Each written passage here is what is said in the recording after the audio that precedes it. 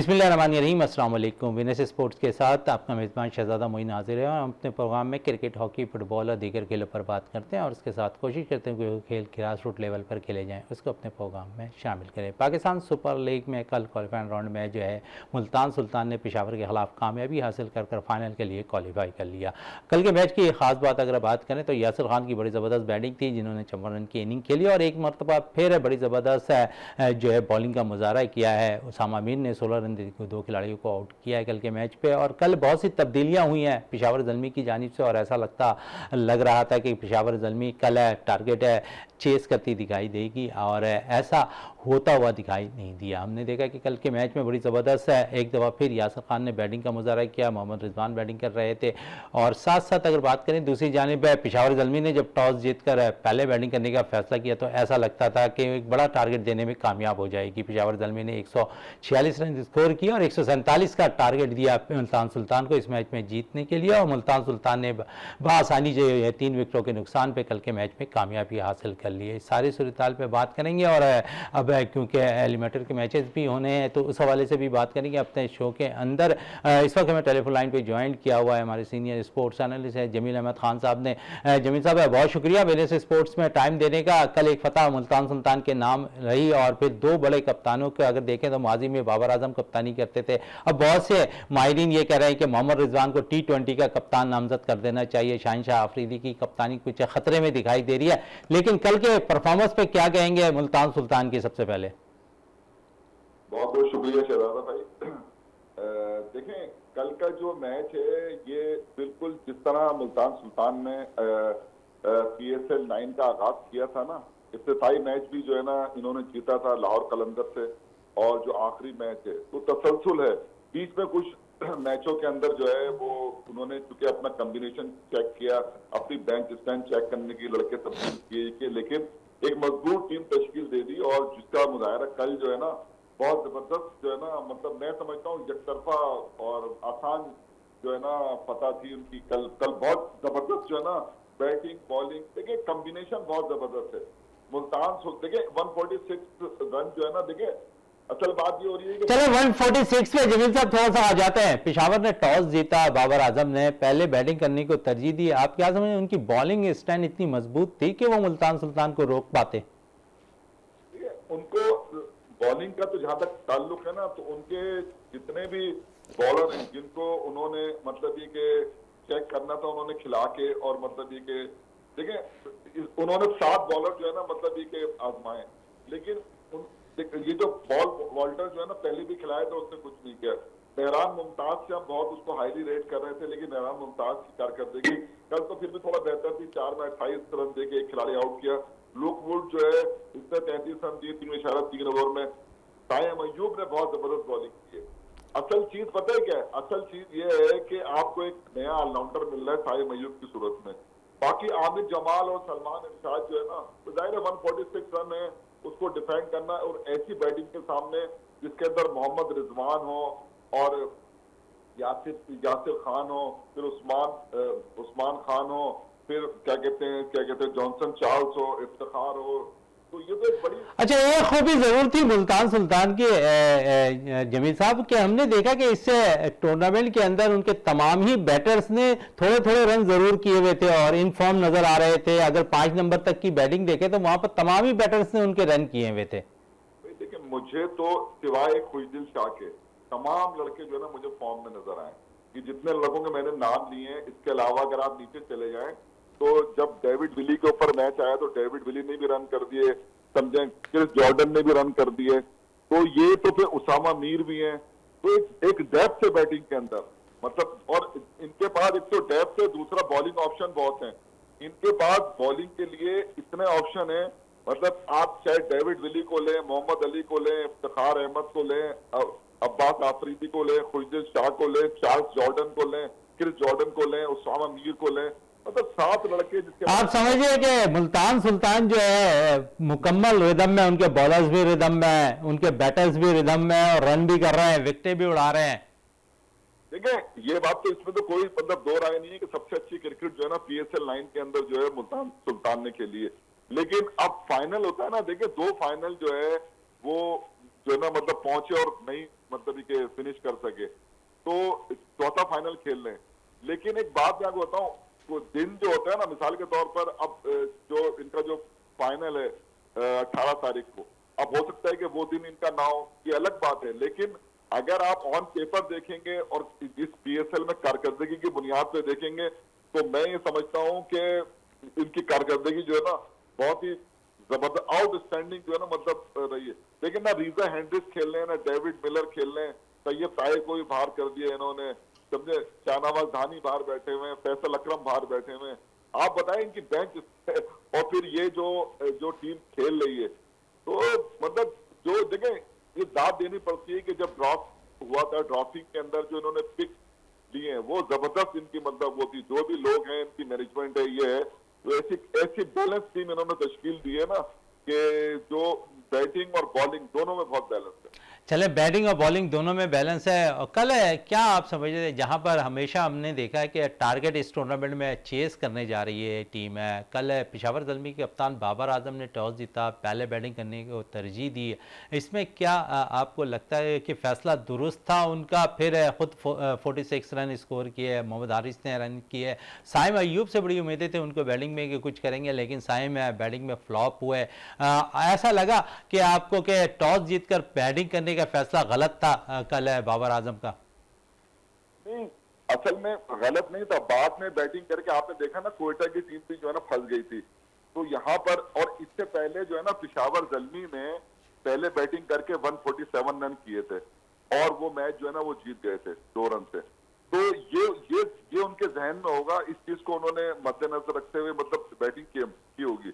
लेकिन मैं आपको एक चीज बताऊं कि इनकी जो बैटिंग है ना वो असल में डिपेंड जो है ना वो कर रहे हैं कि ज्यादातर बाबर और साइम अयूब पर। साइम अयूब। अब साइम अयूब खेलता है ना, तो अब देखिए कल साइम अयूब आउट हो गया तो बाबर जो है वो उसने 46 रन 42 गेंदों में बनाए, जबकि इस टूर्नामेंट के अंदर वो 170 प्लस के स्ट्राइक रेट से खेल रहे हैं।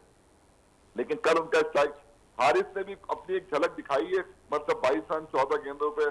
और देखिए इनके जो देखिए ना हसीबुल्लाह है वो रन नहीं कर रहे, टॉम टूलर कैडमोर है वो रन नहीं कर रहे, एक पावल है, रोमन पावल जो है वो कल उन्होंने रन नहीं किए, लेकिन इससे पहले वाले मैचों के अंदर वो रन कर रहे थे। तो इनकी जो बैटिंग है ना, एक तो ये कि वो उस तरह मतलब ये कि अब वो 1-2 मैचों के अंदर जो है क्या कहते हैं आमिर जमाल ने रन किए, लेकिन हैरत की बात है ये कल उसको भी जो है ना वाल्टर के नीचे भेजा गया है, उसको ऊपर भेजना चाहिए था, क्योंकि वो रन जो लड़का इन फॉर्म है उसको, तो थोड़ी सी इनके अंदर जो है ना मतलब कुछ प्लानिंग के अंदर भी वो था।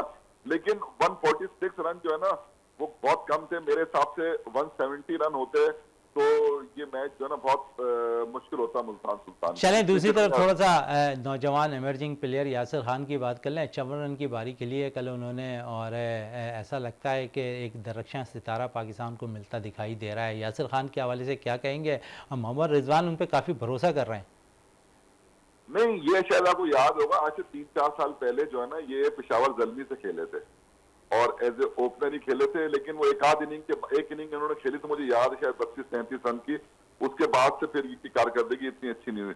तो अभी जो नेशनल T20 हुआ था ना उसमें भी इन्होंने सेंचुरी की थी जो पीसीबी ने कराया था। लेकिन अब जो इसके अंदर जो कल इन्होंने 54 रन किए 37 गेंदों के ऊपर और 145 140 रन का इनका वो स्ट्राइक रेट है। तो देखिए हमारे ओपनर तो बहुत आ रहे हैं, हमें जो प्रॉब्लम है ना वो ये है कि हमें मिडिल ऑर्डर का जो प्लेयर है ना जो हमें चाहिए वो मिडिल ऑर्डर के अंदर जो है ना वो नहीं मिल रहा। ओपनर तो आप अगर देखें तो बाबर आजम, साइम अयूब, रिजवान खुद मौजूद है, सऊद शकील भी अब रन कर रहे हैं ओपन आकर, शकील भी रन कर रहे हैं, साहबजादा फरहान भी रन कर रहे हैं। ओपनर तो हमारे पास अब ये यासिर है। तो अभी हम चूंकि हमें जाना है वर्ल्ड कप की तरफ, अच्छा उससे पहले न्यूजीलैंड नहीं आना है, तो इस तरह के जितने भी प्लेयर्स हैं ना किसी को ओपन करा के किसी को मिडिल ऑर्डर में करा के तो है ना इनको चाहिए कि ये इनको अभी चेक कर लें ताकि वर्ल्ड कप के लिए एक मजबूत टीम जो है ना वो तश्कील दी जा सके। चलें, वर्ल्ड कप के लिए मजबूत टीम तश्कील दी जा सके, लेकिन अभी तो यहाँ फाइनल मुल्तान में खेलना है। और फाइनल की बात करें तो मजीद और भी उनके बैटर से इफ्तिखार है। कल 22 रन की इनिंग इफ्तिखार ने खेली, 36 रन की इनिंग है कल उस्मान ने खेली है। तो आप समझिए उस्मान, रिजवान, यासिर, इफ्तिखार सभी रन कर रहे हैं। फाइनल में तो पहुंच गई है मुल्तान सुल्तान की टीम, और आप भी कह रहे हैं कि फाइनल के दिन है, अगर जो टीम अच्छा खेलेगी वो जीतेगी। लेकिन उससे कबल 3 टीमों में से एक टीम ने फाइनल खेलने जाना है। अब पेशावर है को थोड़ा सा इंतजार है, क्योंकि कोयटा और इस्लामाबाद में से जो मैचेस जीतेगा उससे पेशावर ज़ल्मी का मैच होगा। लेकिन उससे कबल अगर हम कल के मैच में मजीद और थोड़ी सी बात करें तो पेशावर ज़ल्मी ने कल के मैच में आरिफ याकूब बड़ा ज़बरदस्त लेग स्पिनर है, उसे कल मौका फराम नहीं किया। आप क्या समझते हैं कि इतने इंपॉर्टेंट मैच में जो जहां पर हम देख रहे हैं तमाम ही जो लेग स्पिनर्स हैं वो अच्छा मौके से फ़ायदा उठा रहे हैं विकेटों के, लेकिन कल आरिफ याकूब जिन्होंने मुतासिर भी किया हुआ है सबको अपनी बॉलिंग से, कल का मौका उन्हें नहीं फराम करना उनसे साथ है नाइंसाफी आप समझते हैं? नहीं यार, मैं तो बड़ा मतलब मुझे तो हैरानगी है कि मुझे भी हैरानगी हुई थी जमील साहब, क्योंकि कल के मैच से कबल जब मैं शो कर रहा था यहाँ पर तो मैंने ये कहा था कि टर्निंग पॉइंट आरिफ याकूब होंगे अगर आरिफ याकूब को मौका फराम किया जाए। दूसरी जानिब उसामा को और उस्मान को मैं दे रहा था, मोहम्मद रिजवान, और अगर पेशावर की तरफ जा रहा था तो बाबर और साइम को दे रहा था। लेकिन यहाँ तो कल उस्मान जब आरिफ याकूब का नाम नहीं आया टीम के अंदर ही गहरा रुकनी में, तो मुझे खुद जो हैरत सी हुई। देखिए, बात यह है कि आपको याद होगा कि ये जो क्या कहते हैं पीसीबी ने T20 टूर्नामेंट कराया था, नेशनल T20 टूर्नामेंट, उसी के अंदर जो है ना आरिफ याकूब परफॉर्म करके उभर कर सामने आए थे। और वो मैचेस जो है वो कराची में जब हुए यहाँ पर, तो उसने बहुत जबरदस्त बॉलिंग की, फाइनल में बहुत अच्छी बॉलिंग की। तो अच्छा, यहाँ पर स्पिनर्स को जो है ना ये मदद देती है कराची की पिच जो है। तो आरिफ याकूब का ना खिलाना मेरे लिए तो बहुत ही मतलब कि हैरान कौन था, क्योंकि इस पिच पे उसका खेलना बनता था। दूसरा ये कि इनके उस पर डगआउट के अंदर आसिफ अली भी बैठे हुए हैं, ठीक है ना। अब उनको भी इन्होंने दो तीन मैचों में खिलाया, लेकिन वो ऐसा प्लेयर है कि जो जिसकी इस वक्त मिडिल में, क्योंकि मिडिल ऑर्डर इतना मतलब ये कि चल नहीं रहा, तो जहां पर आप हसीबुल्लाह को इतने मौके दे रहे हैं ना, तो मैं समझता हूं कि आसिफ को इनको खिलाना चाहिए, क्योंकि एक तजर्बेकार प्लेयर है। और ये अब आखिरी के मैचेस हैं, अब जाहिर सी बात है कि आज जो है एलिमिनेटर 1 का मैच है, कल एलिमिनेटर 2 का मैच है, उसके बाद फिर फाइनल है। तो अब इनके पास इतना वो तो है नहीं, मुझे लगता है कि तो आप समझिए जमील साहब कल उन्होंने थोड़े से तजुर्बात किए पेशावर ज़ल्मी ने मुल्तान सुल्तान के खिलाफ के, चले अगर मैच हार भी जाते तो एक चांस तो जरूर रहेगा। नहीं, ये तो कोई किसी को चांस लेना ही नहीं चाहिए। वजह यह है कि ये तो क्रिकेट है। देखिए आज अब इस वक्त मुल्तान सुल्तान सुकून में होगी ना कि वो फाइनल में पहुंच गए। इनके लिए अभी भी एक वो है कि इनको जो है ना मतलब ये कि हाँ ना की सूरत हाल है। हाँ, तो मतलब अब इनको देखे ना, मिसाल के तौर पर इस्लामाबाद यूनाइटेड और कोयटा ग्लैडिएटर जो है ना, ये मतलब दोनों टीमें मतलब इतनी बुरी तो नहीं है ना। अब इससे इनका मुकाबला होगा पेशावर का। पेशावर के अंदर असल में उनकी जो मिडिल ऑर्डर है ना, वो इस पूरे टूर्नामेंट में नहीं चली। ओपनर अच्छा खेले, थोड़े थोड़े रन जो है वो कर दी नीचे से, वो क्या कहते हैं रोमान पावल ने कर दिए, तो इनकी एक वो बन गया टोटल। और बॉलिंग इनकी जरा अच्छी हो गई तो ये यहाँ तक पहुंच गए। मिडिल ऑर्डर इनका जो है ना मेरे हिसाब से तो जो है ना नाकाम रहा है। ओपनर, सबसे अच्छे ओपनर जो है ना वो पेशावर ज़ल्मी के पास। चले सबसे अच्छे ओपनर पेशावर ज़ल्मी के पास हैं, लेकिन इधर अगर हम देखें तो मुल्तान में भी रिजवान कोई बुरी बैटिंग नहीं कर रहे हैं, यासिर खान के साथ ओपन कर रहे हैं। तीसरी दफ़ा देखें तो आज जो मैच है इस्लामाबाद का और कोयटा का, क्या कहेंगे इस मैच के हवाले से जमील साहब? देखिए, आपने रिजवान की बात की है ना, तो रिजवान तो 2-3 सीजन से जो है ना जबरदस्त रन कर रहे हैं। और अभी भी आप समझें कि बाबर आजम के 544 के बाद जो है ना 381 रन जो है वो दूसरे नंबर पे रिजवान के हैं। अब इनके 2 बैट्समैन ना, मतलब मोहम्मद रिजवान और उस्मान खान, ये टॉप 5 के अंदर आ रहे हैं, ठीक है ना। अच्छा, बॉलिंग देखे, टूर्नामेंट या मैचेस जीते आते हैं बॉलर से। बॉलिंग के अंदर आप अगर देखते हैं ना, उसामा भी टॉप कर रहे हैं, तीनों बॉलर इनके ऊपर है टॉप 5 पे। मोहम्मद अली 18 विकेटों के साथ जो है ना, मतलब फिर डेविड विली के 14 विकेट हैं। तो 3-5 में से 3 बॉलर और 2 बैटर में से 2 बैट्समैन जिस टीम के हो, तो अब वो अगर फाइनल तक पहुंची हो तो उसमें हैरत की बात नहीं, क्योंकि इनके प्लेयर्स ने कारकर्दगी दिखाई बहुत अच्छी है इस टूर्नामेंट के। अब आ जाते हैं आपके सवाल के ऊपर। आज जो मैच खेला जाना है, देखिए मेरे हिसाब से तो जो इस वक्त जो कोयटा ग्लेडिएटर की जो टीम है ना, वो उसकी जो कारकर्दगी है वो इतनी इत्मीनान बख्श नहीं है। ये यकीनी तौर पर जो उनकी मैनेजमेंट है उनके लिए भी परेशान कौन होगा कि ऊपर से देखिए जिस पे ये डिपेंड कर रहे थे ना, मिसाल के तौर पर मैं कहता हूँ जैसे जैसन रॉय है या क्या कहते हैं रूसो है, राइलो रूसो है, ये टूर्नामेंट के अंदर जो है ना एक आध इनिंग तो उसने खेली थी जैसन रॉय ने, बाकी टोटल ये लोग जो ना फ्लॉप गए। एक सऊद शकील है जो तसल्सुल के साथ रन कर रहे हैं, पिछले मैच में वो रन आउट हो गए, वरना वही एक ऐसे हैं जो लेके बाकी एक आध इनिंग जो है वो ख्वाजा नाफे ने अच्छी खेली, बाकी जो इनकी जो मिडिल ऑर्डर है वो तो बिल्कुल जो है ना मतलब फ्लॉप है।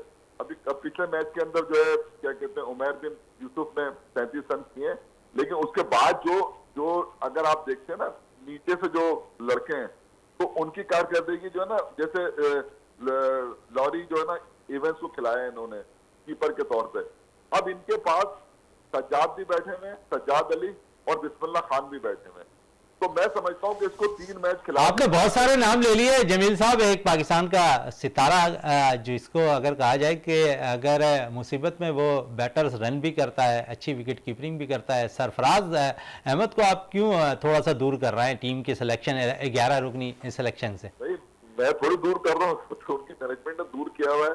बात यह है कि सरफराज के टीम में होने से जो है ना टीम खड़ी हो जाती है, वजह उसकी यह है कि उसको मालूम तो आज के मैच में आप सिलेक्ट जो मैनेजमेंट है कोयटा ग्लेडिएटर्स की चाहेंगे कुछ ये कि आज सरफराज को मौका फराहम किया जाए?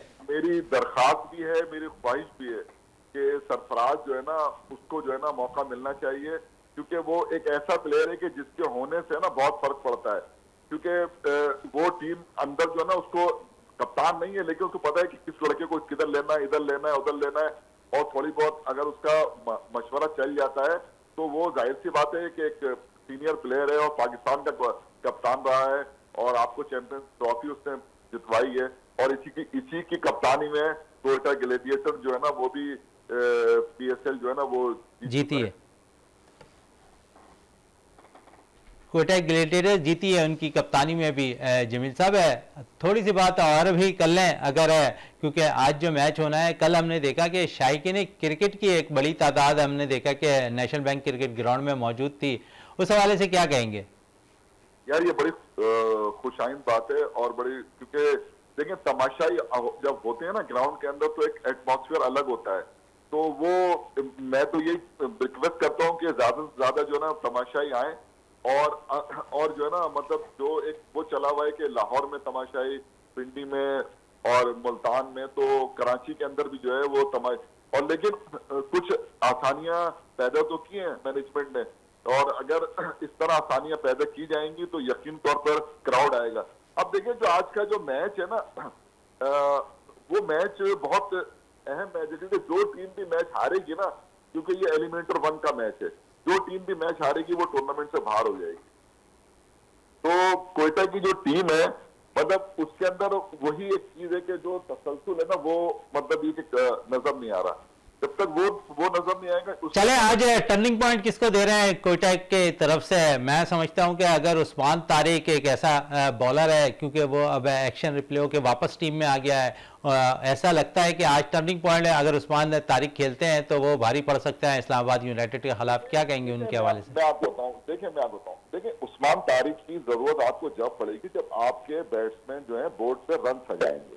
अगर बोर्ड पे रन ही नहीं होंगे तो उस्मान तारिक क्या, आपके पास अबरार क्या खराब बॉलिंग कर रहा है, वो भी बहुत अच्छी बॉलिंग कर रहा है, अकील हुसैन भी बहुत अच्छी बॉलिंग कर रहा है, उस्मान तारिक तो 3 स्पिनर के देखे ना, ये 5 बॉलर के साथ जा रहे हैं, ठीक है। बैटिंग के अंदर जो है ना देखें मैं आपको बताऊं, बैटिंग के अंदर कप्तान राइलो रूसो, जैसन रॉय, सऊद शकील और ये जो क्या कहते हैं ख्वाजा नाफे, ये इन लोगों का अच्छा मेरा ख्याल है कि शेरफन रदरफोर्ड जो है ना वो भी आज के मैच में होंगे। फिर यूसुफ पिछले मैच में अच्छा रन किया है उन्होंने, वो भी आज के टीम का हिस्सा हो सकते हैं। देखिए उमैर बिन यूसुफ हैं और फिर नहीं शेरफन रदरफोर्ड चले गए थे ना, वो शायद इस मैच के अंदर जो है ना वो वापस होंगे। तो चले, थोड़ा सा तो बैटिंग एडवांटेज होगा, लेकिन ऊपर नंबरों पे अगर हम देखें तो जिस तरह आगाज है सऊद शकील और जैसन रॉय दे रहे हैं, अगर वो भरपूर अंदाज में देने कामयाब हो गए और पावर प्ले का अच्छा इस्तेमाल कर लिया तो थोड़ी सी मुश्किलात तो होगी इस्लामाबाद यूनाइटेड को। लेकिन दूसरी तरफ हम देखें तो इस्लामाबाद यूनाइटेड के बॉलर्स में अगर हम बात करें, कोई खातिर खा कारकर्दगी नजर नहीं आ रही है सिवाय शादाब के। नहीं, देखें उनकी जो बॉलिंग है ना, अब उनके पास तो बहुत ऑप्शन है बॉलिंग। तो अब देखें ना, पिछले मैच में तो जो, अगर आप बॉलिंग की बात कर रहे हैं तो आप स्पिनर्स में आप अगर देखते हैं तो उनके पास शादाब है, इमाद वसीम है, फिर सलमान अली आगा है। अगर आप फास्ट बॉलिंग की तरफ आ जाते हैं तो नसीम शाह खुद है, समझे ना। लेकिन मैंने इसीलिए कहा है कि जितने बॉलर्स हैं ना जमील साहब है, उनकी परफॉर्मेंस कोई खातिर खा नहीं है। नसीम शाह भी थोड़ा से बुझे बुझे दिखाई दे रहे हैं, सिवाय शादाब की मैं बात कर रहा हूँ। शादाब एक ऐसा बॉलर है जो मुझे नजर आ रहा है कि हाँ ठीक है, ये थोड़ी सी बॉल जो है इस टूर्नामेंट में अच्छी कर रहे हैं अपनी टीम की जानिब से। नसीम शाह भी उसी तरह बॉल करते नजर आ रहे हैं, हुनैन भी उसे, जिसको भी मौका उन्होंने फराम किया फास्ट बॉलिंग में, वो बॉलर जो है मेरा ख्याल में कोई खातिर का कारकर्दगी नहीं दिखा रहे फास्ट बॉलिंग के शोबे में। देखिए शुरू के अंदर जो है ना, जो पावर प्ले के अंदर नसीम शाह बहुत अच्छी बॉलिंग कर रहे हैं और हुनैन भी जो है ना वो भी मतलब ये कि अच्छी बॉलिंग कर रहे हैं। इनके असल देखिए, जब ऑप्शन होते हैं ना आपके पास, मिसाल के तौर पर 7 बॉलर हैं इनके पास, फहीम अशरफ भी हैं इनके पास, इनके पास टाइमल मिल्स भी हैं, तो इनके पास बॉलिंग के ऑप्शन बहुत हैं, मैं ये कह रहा हूँ।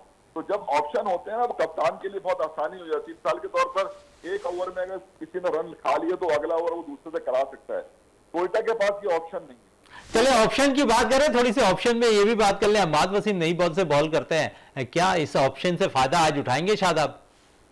नहीं, बिल्कुल मतलब उठाना चाहिए, क्योंकि इमाद वसीम तो इंटरनेशनल मैचों के अंदर भी जो ना नए गेंद से मतलब ये बॉलिंग जो है ना वो करते रहे। देखिए थोड़ा सा अगर आप ऑन पेपर देखें ना तो इस्लामाबाद की जो टीम है वो काफी बैलेंस नजर आ रही है, क्योंकि टोलन मनरो जो है ना वो फॉर्म में आ गए, एक एलेक्स हेल्स हैं जो अब तक बुझे बुझे से हैं, उनके एक बुझे हुए और भी प्लेयर है, आजम खान एक ही नहीं खेल पाए अब तक।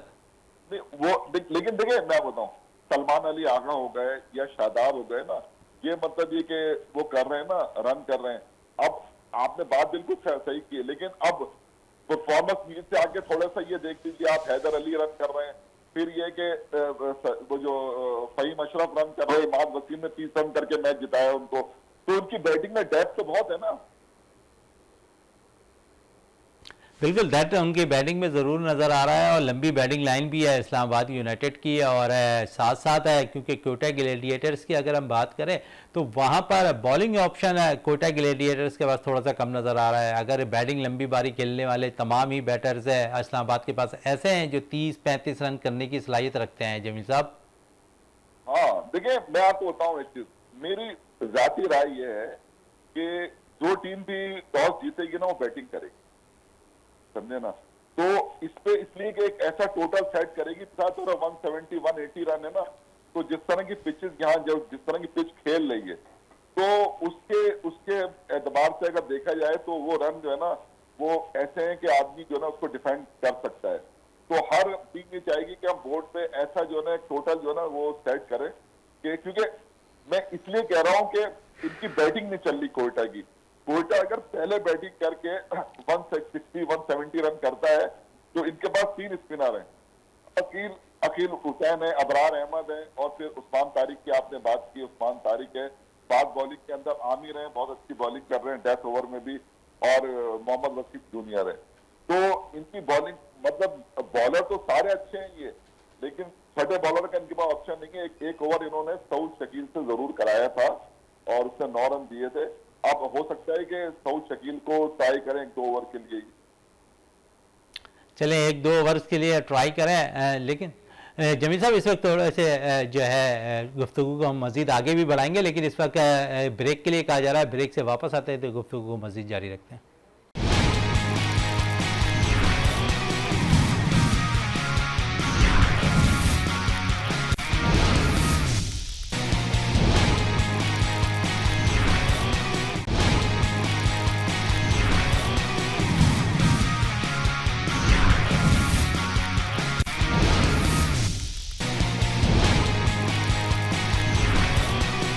वक्फे से कबल हम बात कर रहे थे आज जो मैच है खेला जाना है कोटा ग्लैडिएटर्स और इस्लामाबाद यूनाइटेड के दरमियान, उस हवाले से बात कर रहे थे। हमारे साथ टेलीफोन लाइन पे मौजूद हैं senior sports analyst Jameel Ahmed Khan sahab है। जमील साहब है, मज़ीद और भी बात कर लेते हैं क्योंकि हम आज बॉलिंग स्टैंड पे थोड़ी सी बात कर रहे थे इस्लामाबाद यूनाइटेड की, और क्योंकि इस टूर्नामेंट में वो रिदम के साथ अब तक इस्लामाबाद के बॉलर्स नहीं आ पाए हैं।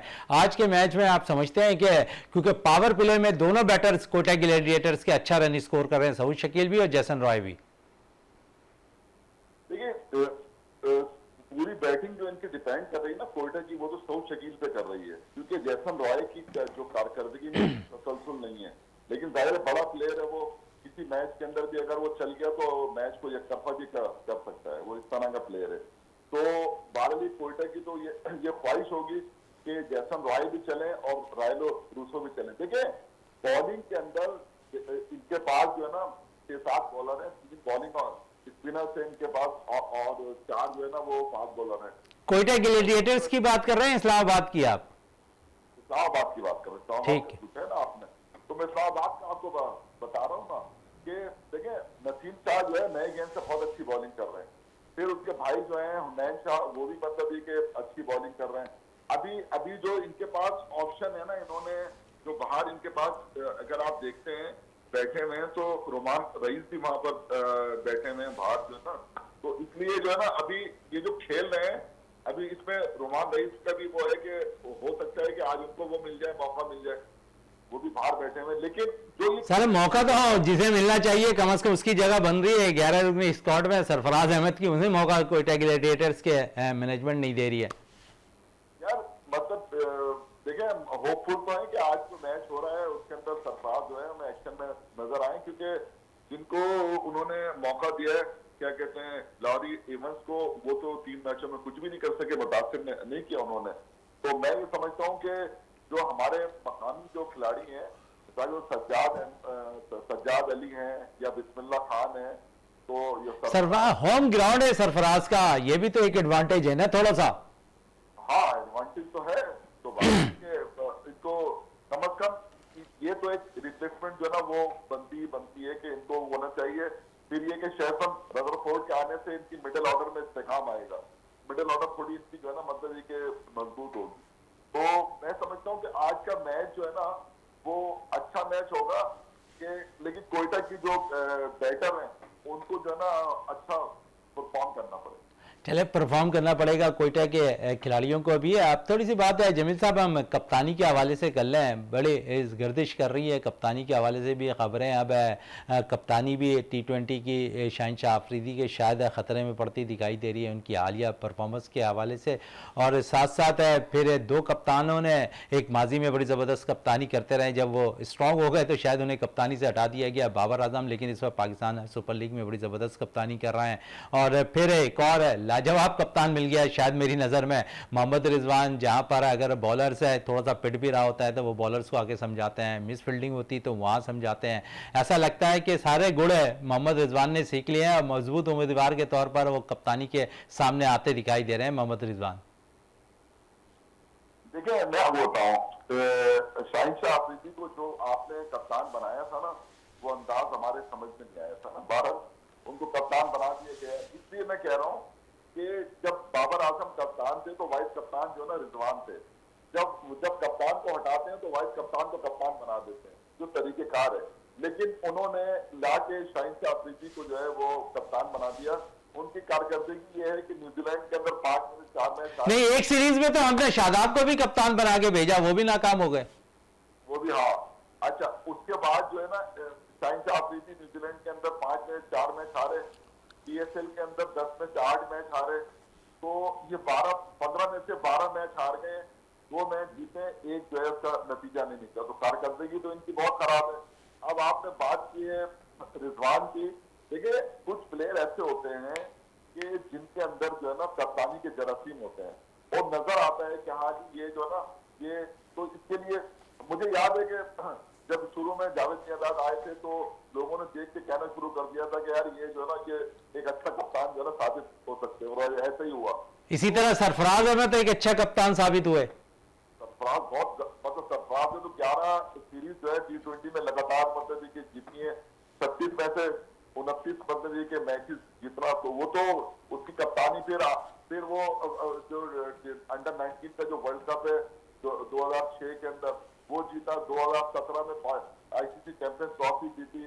तो सरफराज तो मतलब ये कि पाकिस्तान के लिए उसकी बड़ी फतवात है और उसने पाकिस्तान का जो है सब खिलाड़ी परचम जो है उसको हमेशा बुलंद किया है। हमेशा बुलंद किया सरफराज अहमद ने भी।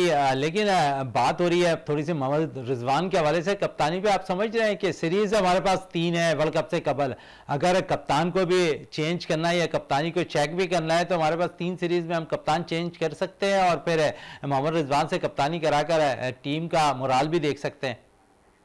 देखिए कप्तानी जो है ना, कप्तान किसी ख्वाहिश पे चेंज नहीं करना चाहिए और पसंद और नापसंद पे चेंज नहीं करना चाहिए। कप्तान जो है ना सलाहियत की बुनियाद पे मतलब ये कि तब्दील करना चाहिए। देखिए मैं सीधी सी बात करता हूँ कि जब बाबर आजम जो है वर्ल्ड कप में नाकाम होकर आए थे ना, वो वनडे टूर्नामेंट था, तो वनडे टूर्नामेंट से बाबर आजम को आप हटा देते। T20 में कारकर्दगी अच्छी थी, टेस्ट मैच में कारकर्दगी अच्छी थी। टेस्ट मैच में तो श्रीलंका में 2 टेस्ट मैच जीत कर आए हुए थे वो, समझे ना, तो आपने टेस्ट से भी गए, तीनों फॉर्मेट से हटा दिया आपने। नहीं, उन्हें तो ऑप्शन दिया गया था ना जमील साहब। ये खबरें भी आई कि उन्हें 2 तर्ज की क्रिकेट से हटाया जा रहा है, 1 तर्ज की क्रिकेट पे वो कप्तानी कर सकते थे। क्यों हटाया जा रहा है? बात तो ये ना, जब अब आप चले जिस फॉर्मेट में वो हुए तो वहां से हटा देते भाई। T20 से क्यों हटा रहे?